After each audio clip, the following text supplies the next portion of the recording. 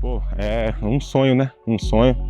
Desde criança acompanhando na TV e hoje podendo estar vestindo a cor do Guarani é uma felicidade muito grande para mim e para minha família, né?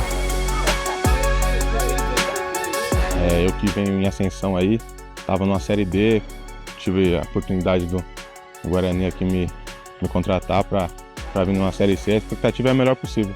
Pô, meus objetivos são aos pouquinhos ganhar a confiança do grupo aí, da comissão, ir buscando meu espaço, né?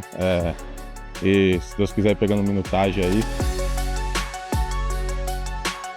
Com certeza vou encontrar um torcedor dentro do campo também. É um cara que vai poder deixar a vida dentro do campo. Se puder jogar os 90 minutos, vou jogar os 90 minutos dando minha vida, me entregando o máximo aí para poder dar alegria para a torcida aí. E alcançar os objetivos, né? Tem uma batalha muito difícil na segunda aí contra o líder.